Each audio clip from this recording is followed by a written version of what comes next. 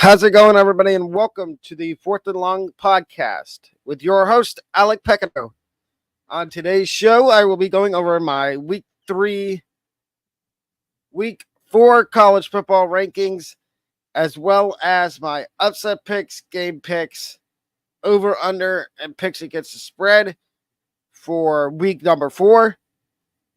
If you didn't see last night's video where I gave you upset picks for the podcast when I do it with my co-host, I highly recommend going and watching that video, as well as, of course, watching this one when you get the chance, and also take a look at the the other podcast that I run, the NFL podcast, where you get my NFL picks and my thoughts and opinions on the NFL.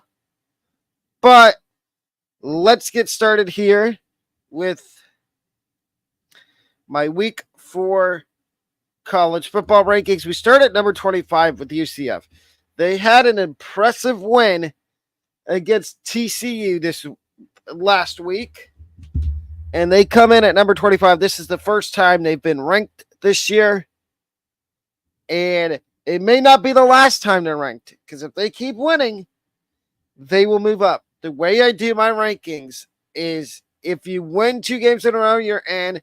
If you win by more than 10 points and you're already in the rankings, you move up a certain number of spots. Same way, if you lose by 10 points or you lose 2 games in a row, therefore, then you're out of the rankings. But let's get back to the rankings. So 25 was UCF, and I just explained why they're in there. Number 24 is Northern Illinois. And they're in here for one reason. Their big-time win over Notre Dame 2 weeks ago. And they play this week, and let's see how they do this week.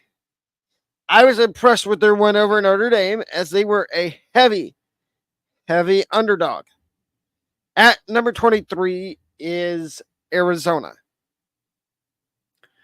And Arizona, they were in the top 15 last week. They have, as you see, they've plummeted, and now they're at 23 after their embarrassing loss to Kansas State last week.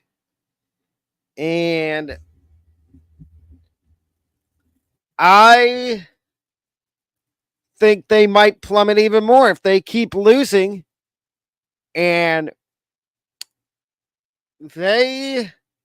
I think they have an easy game this week. I don't know.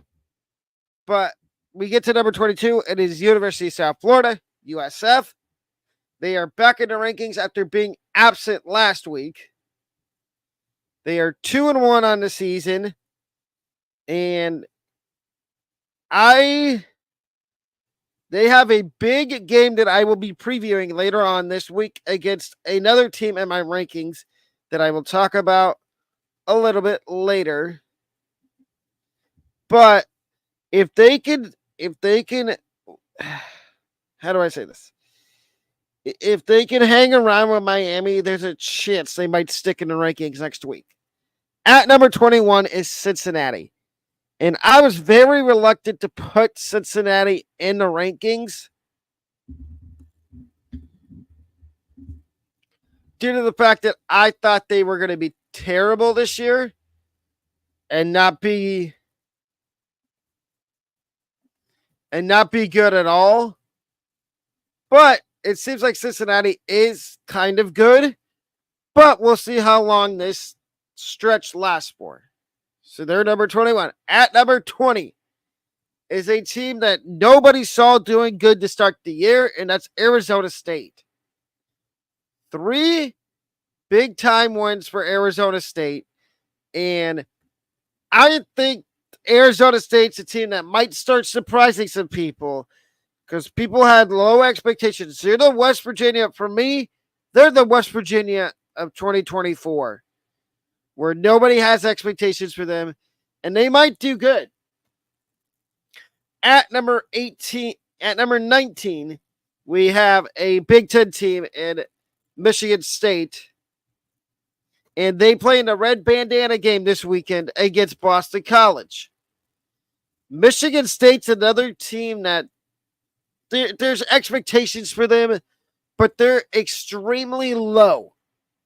And there's 3-0 right now. Let's see how long this winning stretch lasts for them. At number 18 is Iowa. Iowa's another team that, yes, they're in the rankings every year, but then they end up falling off near the end of the season. Let's see if that happens this year. At number 17, making their first appearance in my rankings in 2024 is Georgia Tech. The Yellow Jackets, 3-1 on the season, 2 big wins. They beat Florida State, and they beat somebody else. Oh, they beat Georgia State. They beat Georgia State and Florida State. And I think that Georgia Tech is a dark horse now for the ACC title. At number 16 is Michigan. Yes, Michigan fans, I do have y'all ranked after last week, y'all not being ranked. But this may be a 1-week stay in the rankings due to the fact that you have a big game this weekend against USC. And I'm a little worried about that game. At number 15 is Virginia Tech. And Va Tech, they've had 2 impressive games since that loss to open the season to Vanderbilt. And Jalen Lane, if you're watching Virginia Tech, watch their wide receiver, Jalen Lane. Punt returner, starting wide receiver. Kid is electric. At number 14 is Louisville. And Louisville is another team, 2-0 on the year. They've got Georgia Tech this week. So that's a ranked-unranked matchup, just like Michigan and USC. But I think Louisville, Georgia Tech's going to be a good game. And Louisville is another team that there's high expectations for them now. In year 2 under Jeff Brom, we saw what they did last year. Can they continue that this year? At number 13 is LSU. And they jumped into the top 15 after their win over South Carolina last week. As you see, South Carolina is not in my rankings this week. But South Carolina is probably going to be back in the rankings at some point.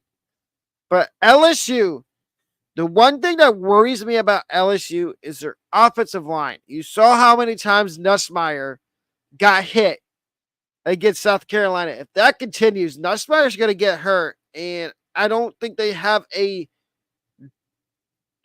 reliable backup QB. At number 12 is University of Southern California. The Trojans, USC. And I like what Southern Cal has done this year so far. 2-0. They've only played 2 games. But I think Southern Cal I think they're good this year, actually. Their defense sometimes is a little spotty, but they've worked on that. They have a new defensive coordinator, and I think Southern Cal is a real contender in the Big Ten. At number 11, moving up 1 spot, is Utah. Utah played Utah State last week and won. They did struggle a little bit with Utah State, but it was without Cam Rising. Isaac Wilson actually played really good last week. And I can see an avenue where Cam Rising does come back, and they say, oh, if Cam can't come back, it's fun. We've got Isaac Wilson, and he's going to lead us to the promised land.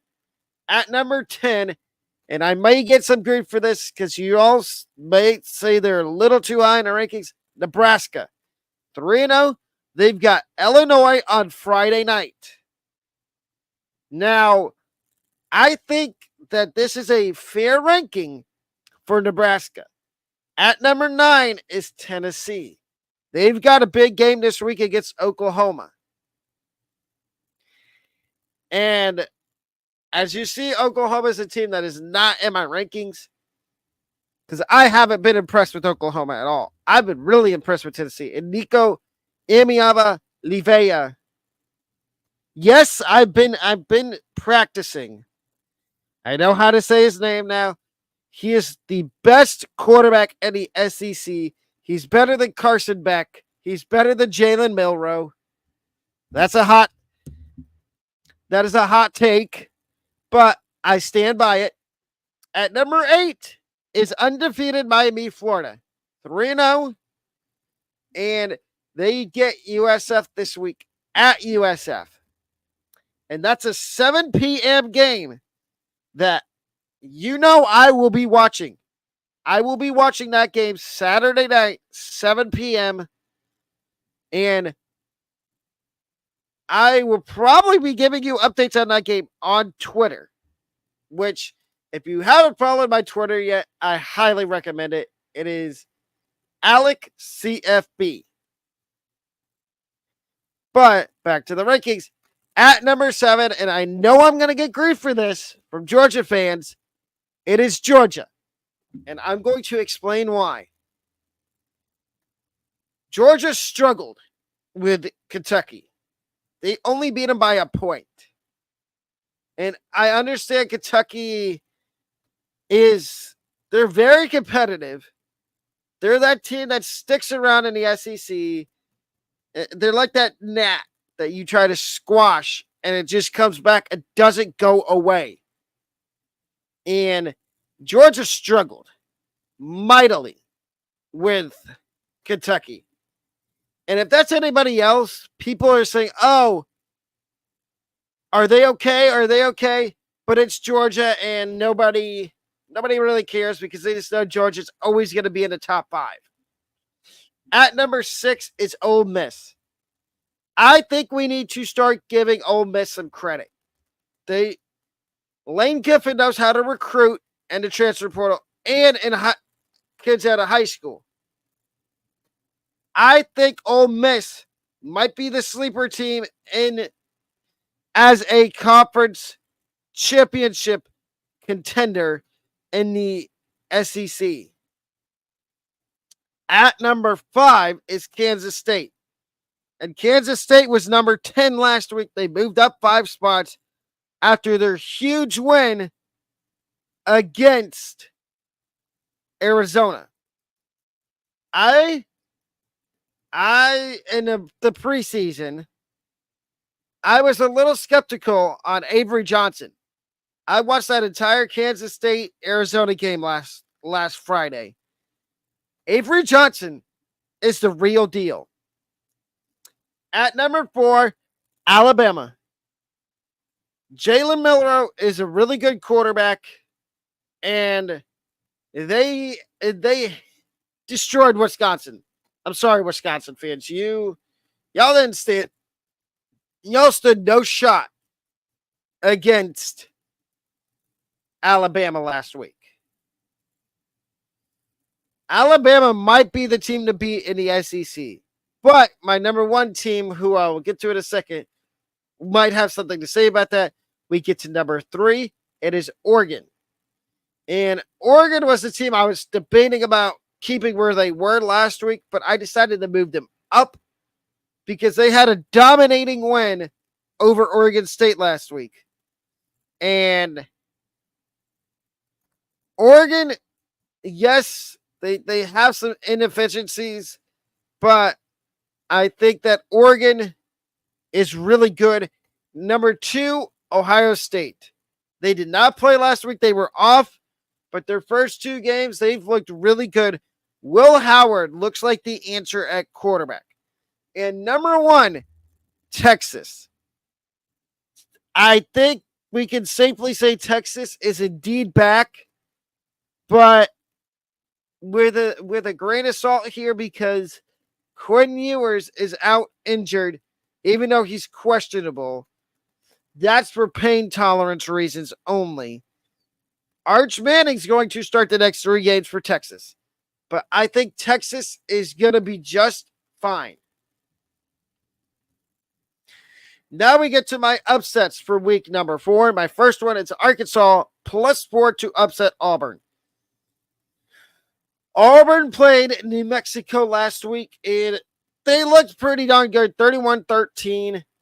But that's New Mexico, and let's just face it, New Mexico is not particularly good. Now they get in the SEC play and they play Auburn. I think there's a chance for an upset here. My number 2 upset, and this team I just talked about in my rankings a second ago, it is these next 2 games. 3 of the 4 teams I'm going to talk about are in my rankings. We start with Arizona State. I have them +3.5 to upset Texas Tech. I had Arizona State on upset alert last week against Mississippi State, and I missed out because Arizona State won. And let's just face it, Arizona State may be good. I would be worried if I was Texas Tech here. You're walking into a snake pit with a top 25 team coming into your place. I believe this is in Lubbock, but I like Arizona State here for the upset. And my last upset pick is Southern Cal +6, so plus a touchdown to upset Michigan. Michigan did make a quarterback change, and I talked about that exponentially in last night's show. Today, as you can see, I'm believing that Southern Cal can pull the upset here. Now we get to my cover picks. My picks against the spread. And my first pick against the spread is Vanderbilt +21 to cover against Missouri. I don't think Vandy wins this game. However, I do see a world where they cover this spread. Somehow they cover. My number 2 cover pick against the spread is Mississippi State +4.5 to cover outright against Florida and win. I don't think Florida. This is a afternoon game at Mississippi State, I believe. It's either 3:30 or a 7 o'clock game. And I think Mississippi State is going to cover this spread and outright win. Number 3 cover is Cal +2.5. Florida State fans, I know what you're going to say. Why are you doubting us? Look at your first 3 games of the year. You were supposed to win all 3, and you lost all 3. So until you win a game, I will not be picking you in picks against the spread. I'm taking California +2.5 to cover against Florida State. And I'll go one step further. I think Cal covers outright and wins against Florida State. My next one is New Mexico State +14. So that's 2 touchdowns to cover against Sam Houston. Sam Houston is, I'm not going to say they're bad, but they're not a particularly good team. So I would take New Mexico State into 14 points here to cover outright. Now, I don't know if New Mexico State wins. Sam Houston might win, but I think New Mexico State covers outright. And then my next one is South Florida +17.5 to cover against Miami, Florida. Now, if you saw last night's show, my co-host has South Florida upsetting Miami. I think there's a possibility that happens, but USF has to play an almost perfect game. I'll take USF covering the spread. They stuck around with Alabama a couple weeks ago. Can they do it with Miami? I believe they can, and I believe they cover. And my last cover my last pick against the spread is Georgia Tech plus 10.5. So that's a touchdown and a field goal. 10.5 to cover against Louisville.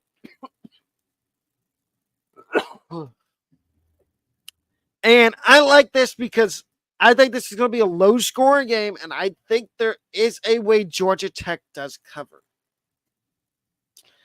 Now we get to my over-under picks for week 4. My first one is Michigan State versus Boston College. The total sits at, I think it's 46 right now. It did go down to 45.5. I'm taking 46 because I think it's going to go back up. And I like over the total, so over 46 points. I think there's going to be a ton of scoring in the Boston College Michigan State game. And I would feel inclined to take the over. Next one, TCU SMU. The total sits at 57.5 and 57.5 points. And I'm taking over 57.5 points. This is for the iron skillet between SMU and TCU. And I believe that TCU is not happy after losing last week to UCF. So they're going to take their frustrations out on SMU. And I think SMU is going to score too. So that tells me that there's going to be a lot of scoring. And then the last one, Iowa, Minnesota. The total is 36 points.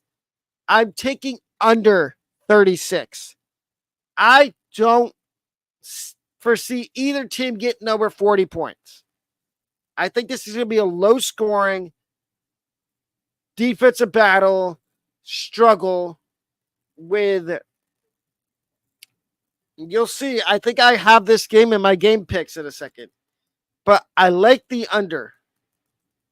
Now we get to game picks, and we've got 7. The way this works is I pick 7 games from the ACC, the SEC, the Big 10, the Big 12, and the AAC. And I give you who I think is going to win. So we're going to start in the SEC, and we're going to start with Bowling Green and Texas A&M. This is the easiest pick of the week. Give me Texas A&M. And I don't think it's going to be particularly close. I think A&M blows them out of the stadium. Then you've got Arkansas and Auburn. And of course, I'm taking Arkansas because they're my upset pick. But I do think it's going to be a competitive game. And I think Arkansas ends up winning. Then you've got Tennessee, Oklahoma. And I think I picked this game last night, and I'm going to do it again. I'm taking Tennessee, even though my co-host that's on the show Tuesday, Thursday, Friday picked Oklahoma. I'm taking Tennessee. LSU, UCLA. Interesting game. UCLA, I believe, was trying to get out of this game for the last 2 years. Well, that's too bad because you got to play it. And I think LSU bounces back after a close win last week against South Carolina. I think they win in a laugher against UCLA. We got Vanderbilt, Missouri. And I'm taking Missouri here. And I don't think this game's going to be particularly close. But like I did say earlier, I think Vanderbilt will cover the spread, even if Missouri wins. Ohio and Kentucky. Ohio, I would not show up to Lexington because Kentucky is in a foul mood, and I think Kentucky puts the stomps on Ohio U. Florida and Mississippi State. Give me Mississippi State, and this is not even close. I talked about Florida's QB drama, their dilemma at quarterback the other day on the podcast. And I think unless they go with DJ Lagway, I think Florida loses this game, and it's not going to even be close. It might be worse than last week. Now we get to the Big Ten, and Nebraska, Illinois. The Friday night game is the first one we were picking. Give me Nebraska. I do think it's going to be a ultra competitive game, and I think Nebraska wins. Ohio State, Marshall. Easy pick for me. I've seen Marshall play in person this year when I went up to Blacksburg, and Marshall is not particularly good. So give me Ohio State by a wide margin. Virginia Tech and Rutgers. Give me Virginia Tech. I know it's a Big Ten team playing ACC, but I'm taking Virginia Tech. I like Rutgers, but I don't think they can stick around with the speed of Virginia Tech. USC, Michigan. This is the game of the week for me.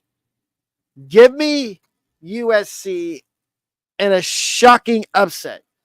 And the downfall of Michigan fully commences. Penn State, Kent State, easy game for me to pick. Give me Penn State. Northwestern and Washington. This is another game where the total was kind of low, but give me Washington. And then Michigan State, Boston College. I'm taking Michigan State here. Even though I do think this is going to be a competitive game, I don't think it's going to be a blowout. Now we get to the Big 12, and the first game is Cincinnati-Houston. Easy pick here. Give me Cincinnati. TCU, SMU. Give me SMU. And a close, hard-fought game. Baylor, Colorado is the next one. I'm taking Colorado, and I think Colorado might run up the score. Because they wanted to score over 40 points against Colorado State, but they didn't. And I'm taking Colorado and a laugher. Kansas State, BYU. Give me Kansas State, but I'm going to say something about this game. This screams trap game to me. K-State going to BYU to Provo, Utah. A 10:30 game. What was the old saying we had for the Pac-12? Pac-12 after dark, weird things happen. I think it's the same way with the Big 12. Big 12 after dark, weird things happen. I think Kansas State wins, but I think BYU will keep this game really close. Then you've got Kansas and West Virginia. Give me Kansas. And I think this starts Kansas's rebound after losing two tough games, one to Illinois and last week to UNLV. Then we've got Utah, Oklahoma State. And yes, I did pick Oklahoma State last night. I'm changing my pick, and I'm going Utah. I think this is going to be a fairly competitive game here, and I think Utah ends up winning. And then we've got Texas Tech, Arizona State. Give me Arizona State to beat Texas Tech in a low-scoring defensive slugfest. Now we get to the ACC. Syracuse and Stanford. Now, I'm taking Syracuse. I don't trust Stanford. I think this is going to be a blowout. North Carolina State, Clemson. Give me North Carolina State. James Madison, North Carolina. Now, I could see an upset here, but I think North Carolina does win. Miami and South Florida. Give me Miami, Florida. Even though I really want, my heart was telling me to go with USF. My brain was telling me go Miami because Miami's probably going to be the one that wins. So I'm going Miami. Cal and Florida State. Give me Florida State. Duke and Middle Tennessee. It explains itself in the name. Mid. Give me Duke. Georgia Tech, Louisville. Give me Georgia Tech. Now we get to the AAC. We've got Army and Rice. I know I make this pun all the time, but Army, you're not supposed to lose to a team that's named after a food. So give me Army. Indiana, Charlotte. Give me Indiana. Charlotte is probably going to be the worst team in the American this year. So I will gladly take Indiana here. Kirk Sendetti did a surprisingly good job to start his tenure in Bloomington. Memphis, Navy. Give me Memphis. Even though I think this game's going to be really close because people struggle with the triple option. Liberty, East Carolina. Give me Liberty. I think this is where the downfall of ECU starts. Wyoming and North Texas. Now, at the beginning of the week, I had North Texas losing this game to Wyoming. But on second thought, I think North Texas wins this game. And they win it quite handedly. Florida Atlantic and UConn. Give me Florida Atlantic and a laugher. And then Tulane and Louisiana. Give me Tulane and a laugher. And now this is the part of the show where put your questions in the comments down below, and this is the Q&A part of the podcast. You can now ask me questions, and I will answer your questions. It could be college football related. It could be NFL. But I will keep going. So, as I said last night, I did talk about Michigan's quarterback switch from Davis Warren to Alex Orji and how I liked it for their offense. But is it really that big of a difference? If you look at how they've been playing, they only beat Arkansas State by 10 points last week. And I don't particularly think that I think it should have been they should have beaten them by more. And then so here's my updated top 3 coaches that could get fired. Number 3, Billy Napier. I'm surprised Napier still has a job right now at Florida after their embarrassing loss to Texas A&M last week. I thought he would have been fired. And they would have brought somebody, they would have hired an interim. His hot seat is extremely high, and I don't particularly think, I think if they struggle the next 2 weeks, he might be gone. Like I said, I'm shocked that he still has a job. Number 2, Will Hall at Southern Miss. They had a chance to beat USF last week, and they blew it. So his hot seat is also getting to the point where he could be fired within the next couple weeks. And number 1, the most obvious, and it's not Sam Pittman, because Arkansas actually started the year good. It's a different coach, and it's a coach in the ACC. Mike Norvell at Florida State. They're 0-3, and I don't know how much longer Florida State fans and their boosters are going to put up with losing, because they're not used to losing. And I can see if they start 0-4 or maybe go 0-5, that they think about pulling the plug and getting rid of Mike Norvell, because I've heard rumblings that they might go after Deion Sanders if Colorado struggles, because you know Deion is a Florida State alum, and I think he would do. People say he's not a very good coach, and I agree with that to an extent, but I think he would do a better job coaching at Florida State than he's done at Colorado. But that's just me. I don't know.